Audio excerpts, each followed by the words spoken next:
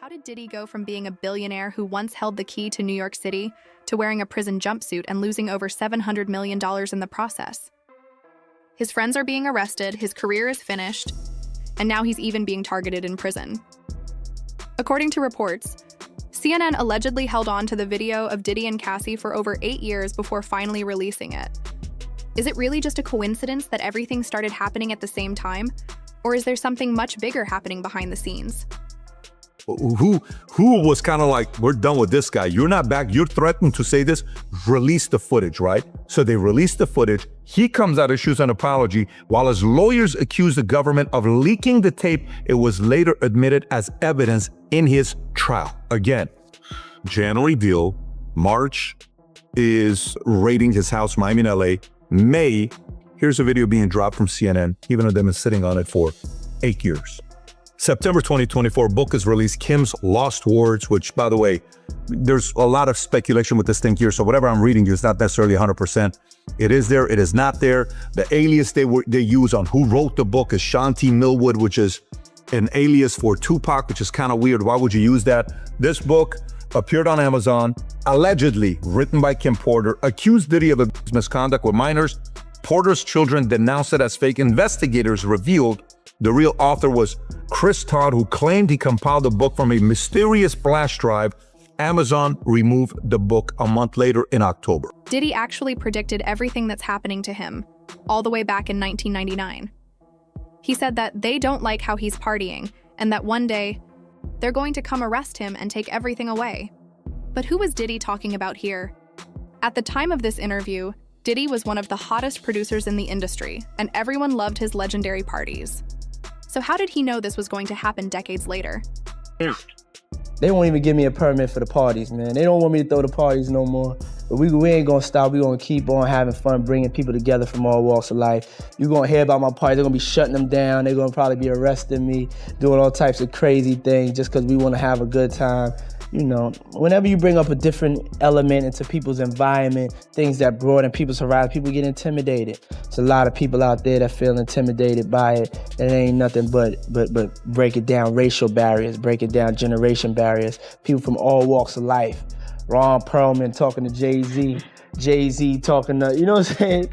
It just goes on and on, you know, it's just like people from all walks of life connecting and getting together. There have long been whispers and rumors in the industry that Diddy was working with the elites of the entertainment world. And after he refused to do what they wanted, they allegedly decided to take him down. To understand just how powerful Diddy was before his arrest, consider this. Mayor Eric Adams awarded Diddy the key to the city of New York on September 15, 2023, during a ceremony held right before the release of his album, The Love Album, Off the Grid. When was the last time a mayor handed a random music producer the key to the city just because they had an album coming out? He already has the keys to some pretty exclusive places, and now Sean Diddy Combs can add New York City to that list. It's Diddy Day in the city. Videos have been playing on the Jumbotron for TSX Broadway, and the crowd waited. Then around 11:30, the doors opened for the mayor and the artists. The bad boy of entertainment is getting the key to the city from the bad boy of politics. I want to thank y'all for this honor and just recognizing me being from New York, giving me the key to the city. Diddy finally has the key to the city. Today's event coincides with the release of his new album, The Love Album, Off the Grid. It's 2020, y'all. Yeah. And it's different than when it was 2016. You know, the game has been elevated. As we can tell, there's no expense being spared. We had a black billionaire. Diddy was once best friends with Mayor Eric Adams, and less than 6 months after Adams awarded him the key to the city, Diddy's mansion was raided by federal agents. That same year, Mayor Adams himself was indicted on corruption charges. It wasn't just Diddy who was going down. It seemed like everyone around him was too. Sean Diddy Combs returned his honorary key to the city at the request of Mayor Eric Adams. The Harlem native was awarded the key last September but returned it on June 10th. Big breaking news tonight. For the first time in the history of New York City, a sitting mayor has been indicted for crimes. ABC News reporting that Mayor Eric Adams has been indicted by a federal grand jury. We do not know yet the exact charges. Federal authorities have been investigating Adams and members of his staff, issuing subpoenas for documents and cell phones. Several members of administration have resigned, some of them also friends of Mayor Adams. Again, Eric Adams, the 110th mayor of New York, has been indicted by a federal grand jury. We'll have the latest online and tonight on Eyewitness News at 11. Now, many believe Diddy is being targeted and made into an example. Even Ice Cube has spoken out, saying he's not surprised by what's happening to Diddy. According to Ice Cube, it's pretty clear that someone powerful, someone capable of pulling the strings, is coming after him. Are you surprised at what things are coming out with Diddy at all, or you're like, you have no idea? It's none of my business. You'll live longer. So kind of like the mindset. Surprised. How could you be surprised with anything that happens in hip hop? You know, hip hop is the Wild West. So you're gonna have the good, you're gonna have the bad, you're gonna have the ugly. You think he's being targeted, or some of the stuff he's got, there's credibility on what they're coming after him with the tapes and the feds and raiding his Miami home, his LA home? I believe he's being targeted. You believe he's being targeted? Yeah.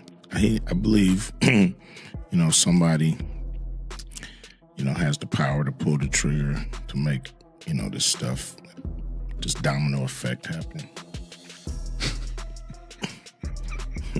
Ice Cube has talked about these so-called gatekeepers and elites before, claiming they're the ones controlling Hollywood and determining whose careers rise or fall. While he never mentioned names directly, he hinted. You know who I'm talking about. In one TikTok video, Ice Cube even addressed these gatekeepers directly, telling them, "You know who you are and what you've done." The clip sent shockwaves across social media, with fans speculating who exactly he was calling out. Yo, what's crap? You know what it is? It's your homeboy Ice Cube. And some of you may not have realized that I'm not part of the club. And a lot of you listening to me right here, right now, you're not part of the club either. And what I realized with the club is what makes them so mad is when you don't want to be a part of their club. That pisses them off. What club am I talking about? I'm talking about the club of gatekeepers that we all got to deal with. You know who they are, and they definitely know who they are. A lot of people would be like, what, who? Come on, man, stop playing.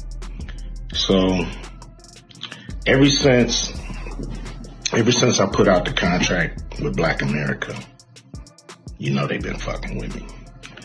Here and there, this and that. But it's cool, Diddy was once part of the same elite circle said to control Hollywood.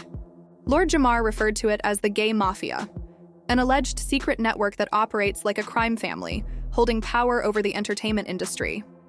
According to Lord Jamar, all the major record companies are interconnected, helping each other cover up scandals, crimes, and the people involved. But the most shocking claim of all? Lord Jamar believes Diddy isn't even at the top, that there's someone even more powerful above him, pulling all the strings and controlling everything from behind the scenes. You got to trademark that. But do you believe hip-hop got a gay mafia? Yes. Do I believe there's people behind the scenes that are homosexuals that are pushing buttons? Yes. And that they want you to be down with their in order to push the button for you? Absolutely. And this is part of it. You just saw one of the gay mafia members. That's who he is. That's who Puffy is. He's one of the members of the mob. He's a mafia member. But he might not be Don Carl. He's not the Godfather. You see? He's not the Godfather. He's one of the heads of the families. You see? We had different families in this fucking thing. We got Bad Boy. we got fucking, what do we have? Death Row over here. We have the different we got fucking Arista Records and LaFace. And these are the fucking families in the mafia. You dig? Those record companies are like families. This alleged mafia, many believe, is what caused Diddy's downfall. According to rumors, they're also the ones who turned him into a monster. Diddy's former bodyguard, Gene Deal, has said that Diddy wasn't always like this, that he was groomed by the industry itself. Over time, the parties, power, and promises completely changed him. What began as pure ambition slowly morphed into an obsession. And that grooming within the entertainment world, Gene claims, pushed Diddy down the path that would ultimately destroy him. When they get down to all the facts and all what happened, he may belong in jail, bruh. And that's not my doing. That's not Cassie doing. That's his doing and his learned behavior from the people that mentored him. You gotta realize, man, he learned from Andre Harrell. He learned from Russell Simmons. He learned from Clyde Davis. You understand? When those people are telling you that they were heavy into the drugs, they was heavy into beating women and doing things at that age, at that crazy stage, that's gonna make him think that he could get away with the same thing that they was getting away with back then. You understand? The things that he was saying, you know, the touchy-feely between two men and all that stuff like that, man. All that, he learned that from them dudes. When I told y'all the story, when me and my man went up to Russell Simmons and he had a house and he had a man in bikini drawers in his bedroom, in his bed. You understand? Bruh, this is that he learned. I'm assuming he learned it from them. Let me put that. And I'm not gonna say alleged because I saw that for my own self. My man was with me, Slick was with me, and we saw that for our own self. You understand what I'm saying? You understand what I'm saying? Diddy was working closely with these elites, but he wanted more. At one point, Diddy even sued the very company that helped make him a billionaire, demanding a larger share of the profits. The case was quietly settled out of court, but less than 4 months later, Diddy and nearly everyone around him started getting hit with lawsuits. At one point, Diddy faced over 30 different lawsuits, some of which even named his children. According to Suge Knight, while Diddy sits behind bars, he's likely having conversations with the same powerful people he once served, begging them to let him go. You gotta realize one thing. That boy life is dangerous.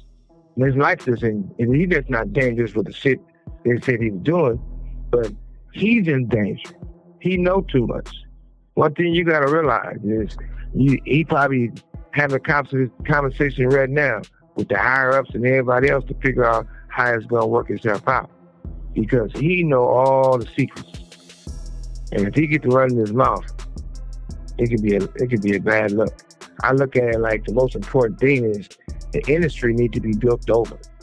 You have all these executives because somebody was their father, their grandfather, or all these type of stuff, and they don't give people the opportunity to grow and learn.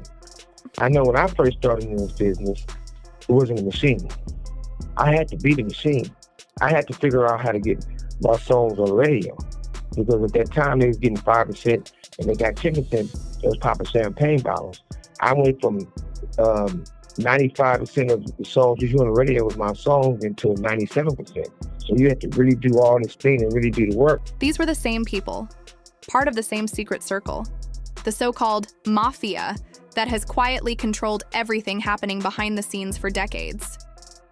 Charlemagne the God even pointed out that if Diddy truly had real friends, they would have stopped him long before things spiraled out of control. But in that world, loyalty doesn't exist. Only power, fear, and silence. That's how I really feel, right? Other than him just being a freak. I don't know how you get in that position and do all of this wild. It just leads me to believe you don't have no real friends around you.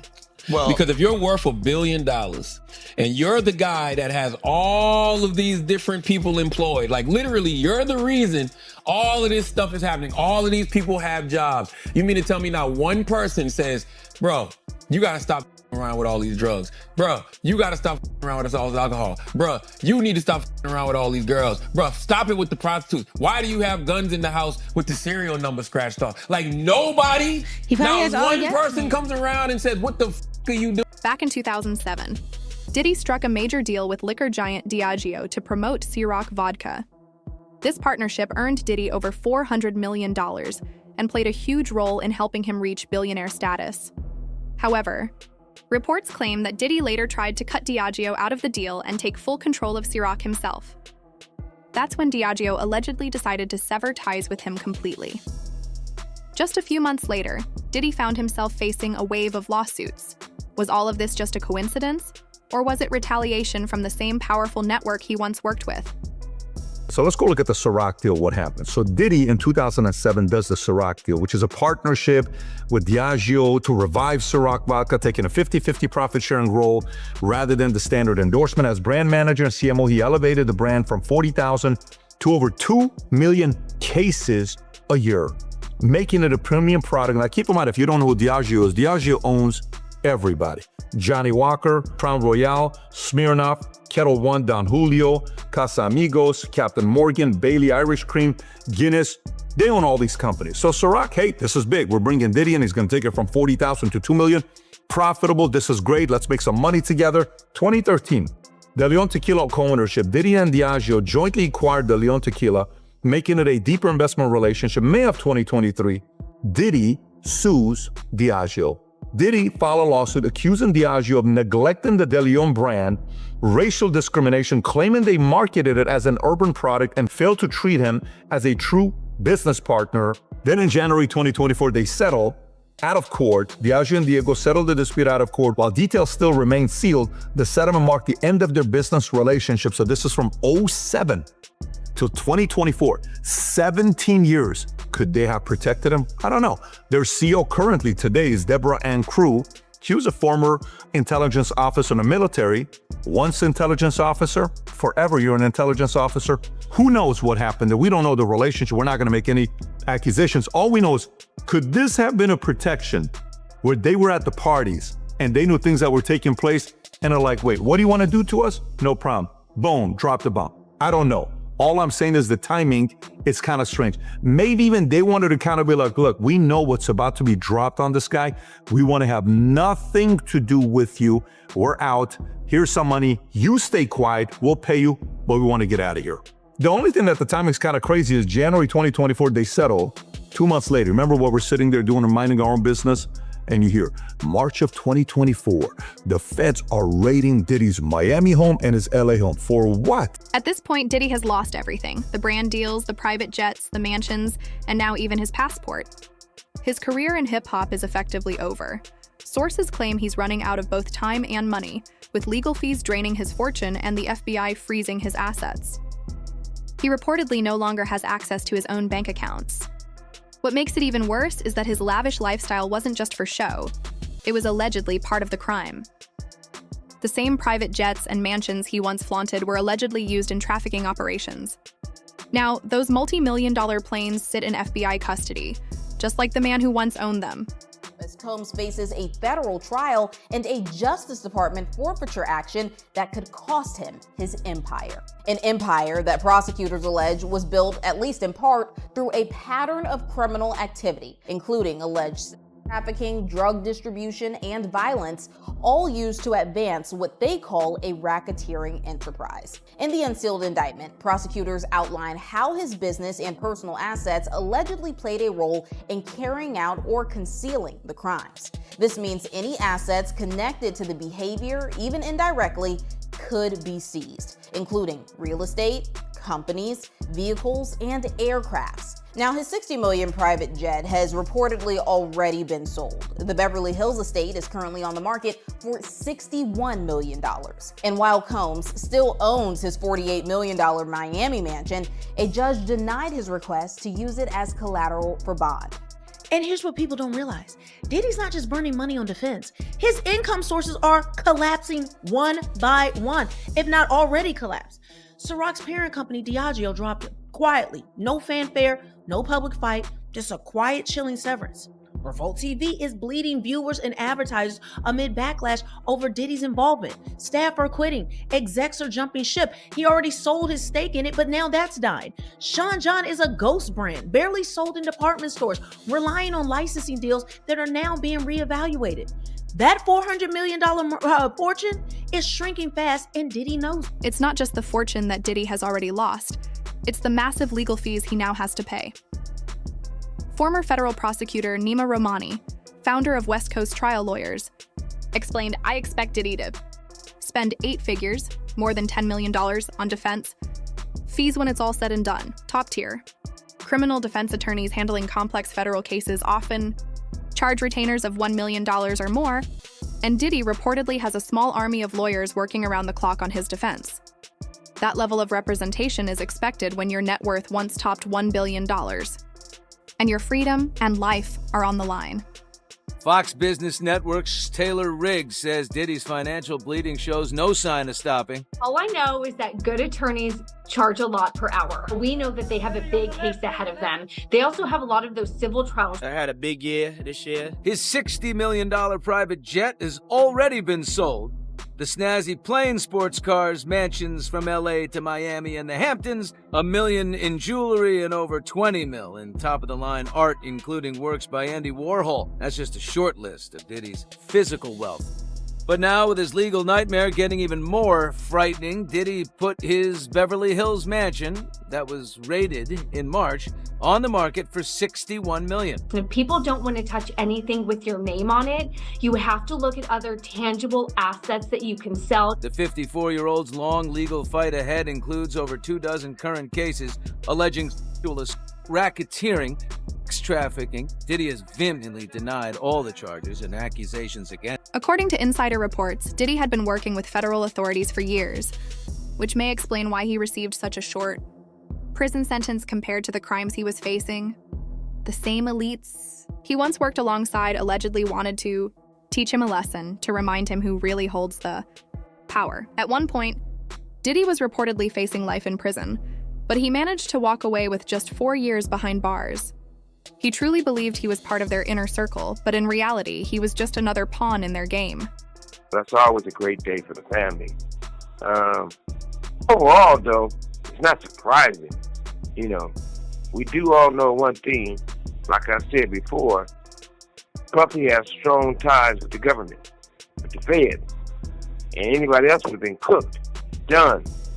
I mean, that's the first time in history that a person going to get sentenced and they can actually put on a campaign like they're running for the president of the United States, where they can show videos and pretty much everything. Only thing I was waiting on was the fact that I was waiting on him to bring out the DJ and start playing music and let him do what he do best, dance and shake that ass and end up with no time.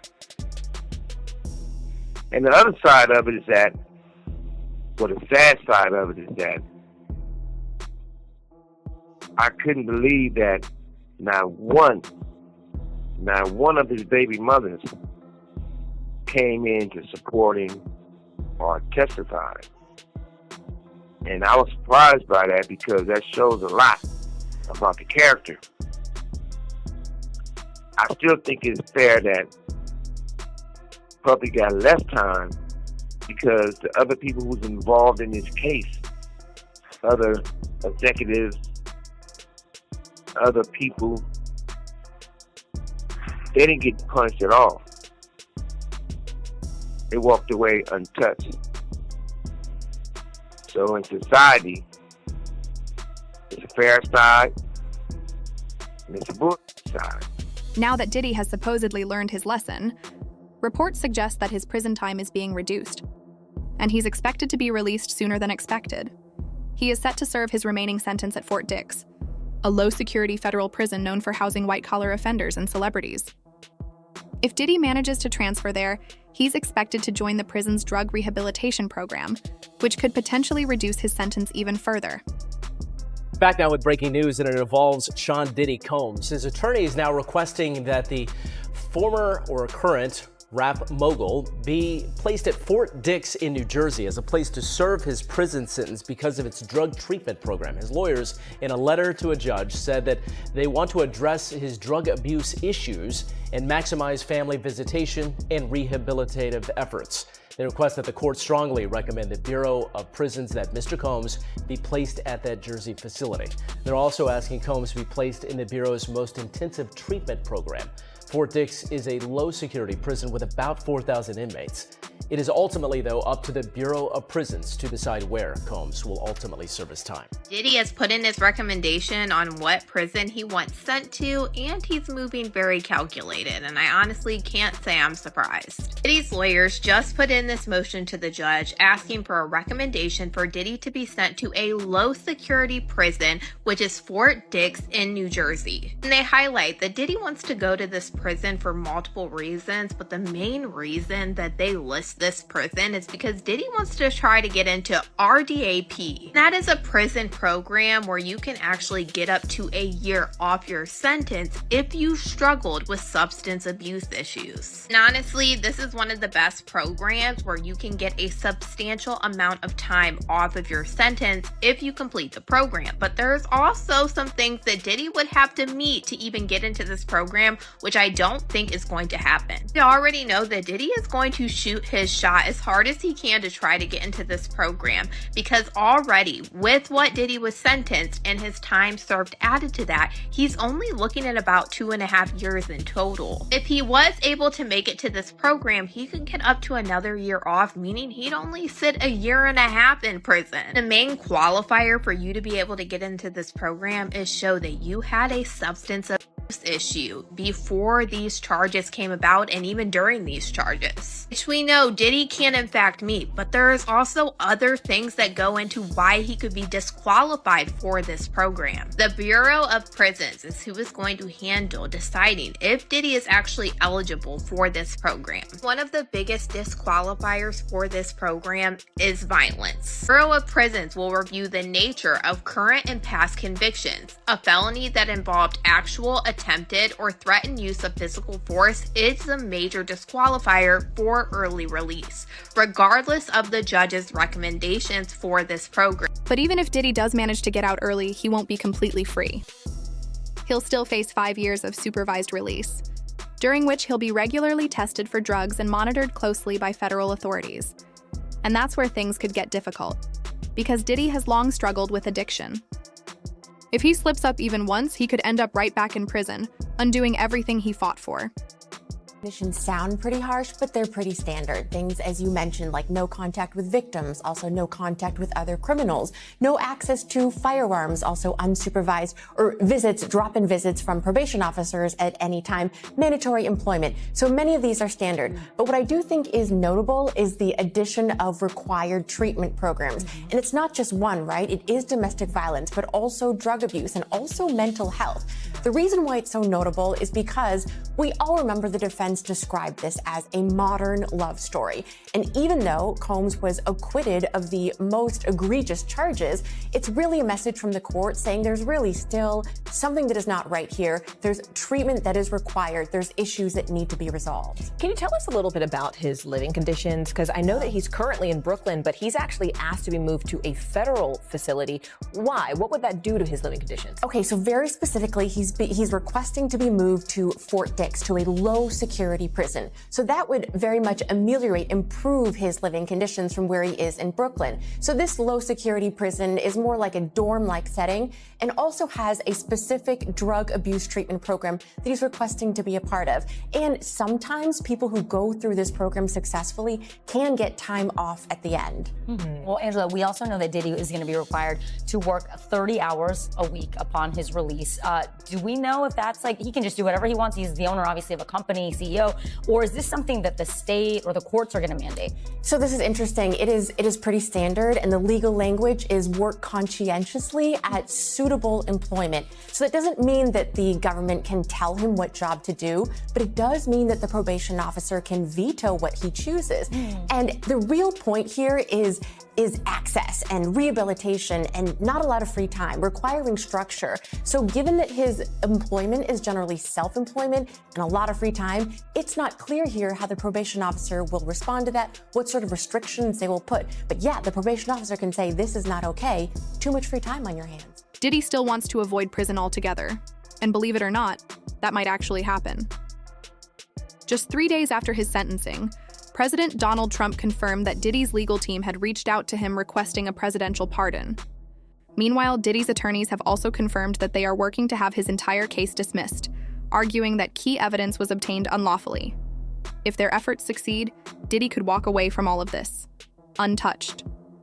Just 3 days after Diddy was sentenced to over 4 years in prison on charges, President Donald Trump seems to confirm he's heard from the mogul's legal team. The comments coming Monday from the Oval Office as reporters asked about a pardon for Jeffrey Epstein's accomplice, Ghislaine Maxwell, who's serving 20 years for child trafficking. I wouldn't consider it or not consider it. I don't know anything about it, but I will speak to the DOJ. I don't know. I mean, I'd have to speak to the DOJ. I'll look at it. I have a lot of people have asked me for pardons. I call him Puff Daddy has asked me for a pardon. I love Diddy. You know, he's a good friend of mine. He's a good guy. I think he's a good guy. I'm going to stick up for him.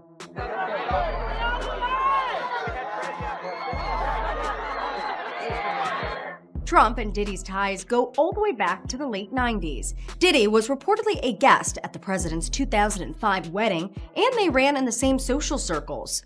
One mogul after another. It's mogul time. It's your boy Diddy. ET's cameras caught them together at this New York charity event in 2008. From corrupt elites and Hollywood gatekeepers to secret alliances and federal investigations, the rise and fall of Diddy has become a modern-day cautionary tale, one that exposes the dark side of power, loyalty, and ambition. The question now is, in the world he once ruled, is anyone truly safe? Or is everyone just one step away from the same fate?